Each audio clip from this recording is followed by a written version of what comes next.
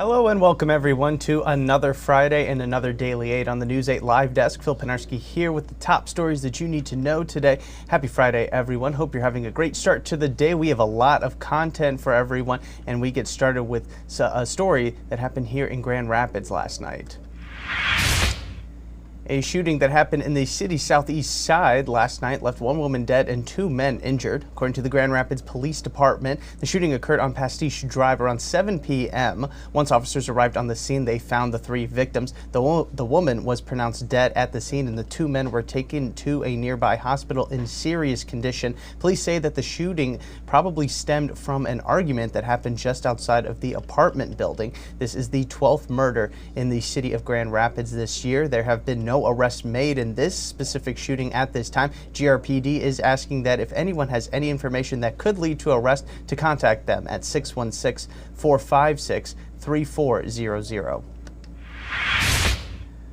A man who was riding a skateboard in Wyoming was hit and killed by a car early this morning. According to the Wyoming Police Department, the crash happened around 1:40 a.m. on Burlingame Avenue Southwest. The man has not been identified other than he was 22 years old. It is unknown at this time also if any alcohol or speed played a role in this crash. An investigation is still underway, and once we learn more information, we will be sure to bring it to you right away over on our website, woodtv.com.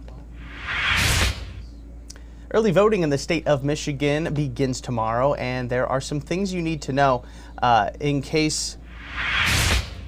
Sorry about that, everyone. Early voting in the state of Michigan begins tomorrow, and there are some things you need to know if you plan to take advantage of the extra voting time. This is the first year the initiative has been mandatory statewide. Here in the city of Grand Rapids, there are only 4 locations you can cast your votes early, including DeVos Place, Ottawa Hills High School, GRPS University, and St. Peter and Paul School. Other counties offer early voting in different ways, and you can find out how they do early voting in your particular city or county by checking out our story on woodtv.com. And now we're jumping backwards a bit. Also something new coming to the state of Michigan starting next month, a new program that will provide state-funded contraceptions to residents across the state. The program is called Take Control of Your Birth Control and will provide birth control pills, condoms, emergency contraceptions, and other resources throughout the entire month as long as supplies last. There will be select locations around the state that will offer these items, and there will be no requirement to provide any insurance information. We have an interactive map of where these locations will be set over on our website. And it's Friday, and that means that the weekend is right around the corner. And if you still don't have anything fun planned, then what are you doing? Go ahead and check out this week's weekend planner. We have tons of fun activities and events no matter what you're looking for. The Grand Rapids Tattoo Festival is back at DeVos Place starting today, actually. There's also a costume contest happening at Gun Lake Casino this Saturday with plenty of free slot play being offered. There's also a street soccer tournament happening at the Las Conchas Community Courts. That is happening this weekend as well, and teams from across the country will be there. The full list is up right now over on woodtv.com. But maybe you really want to get the Halloween festivities started early, and if you want to do that, then the Haunting of Storybook Hollow is the place for you. Jennifer Dunahee, the owner of the elaborate display, hosts it right in her own backyard in Comstock Park. It features skeletons, pumpkins, and even some displays from fairy tales. This is a big year for Dunahee, who had to redo the space after being damaged by the August 2023 tornado. The best part, it is completely free for you and your whole family to check out and enjoy all of the sights. I know we're dealing with some rain that might hamper some of your weekend plans, but hopefully the weather will be better as we progress through the weekend. Let's get you a look at your forecast with the help of Storm Teammate meteorologist Matt Kirkwood.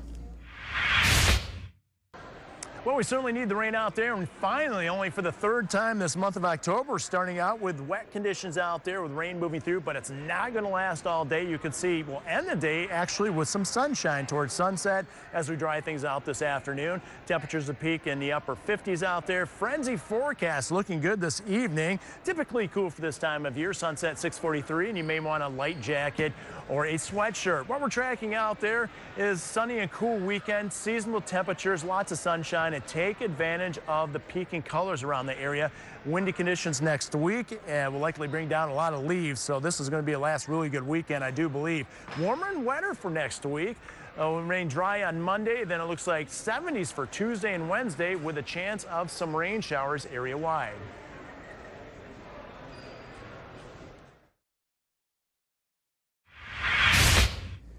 All right, thanks, Matt. And believe it or not, this Friday is actually the last football frenzy of the year for us here at News 8, but that doesn't mean we still don't have some exciting games coming to your screens tonight. Our sports crews will be at nearly 24 football games all across West Michigan, including our 3 spotlight games. Hopkins travels to Belding, Cedar Springs takes on Coopersville, and Paw Paw hosts Niles. Scores and highlights from all of the games, including these 3 spotlight games, will be coming to your television screen starting on News 8 at 11 tonight.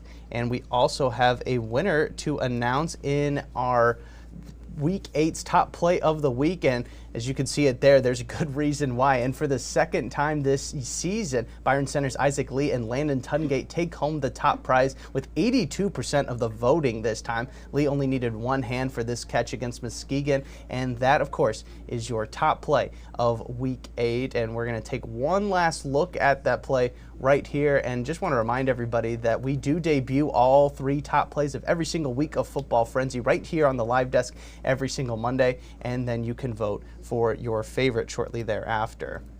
And Frenzy isn't complete without the tailgate food drive. Teresa, George, Matt, and Tom were out at Coopersville High School this morning for the weekly food drive, and the Broncos of Coopersville showed out big time. Their donations will go to help feed families in the area. We will know exactly how much they brought in coming up later tonight in our newscast, and then we'll also be sort of discussing a little bit more about how the full tailgate food drive went this year, as it was pretty hard and pretty difficult to sort of match what happened last year. So hopefully all the schools, and they did a phenomenal job all season long, and we can't wait to see how this year turned out. That is going to wrap things up for us today on the Daily 8. Thank you all so much for tuning in. Remember that you can always find more on these stories as well as full replays of every single Daily 8 right now over on our website, woodtv.com. Thank you all so much for tuning in today. I'm Phil Pinarski, and we will see you again on Monday with another Daily 8.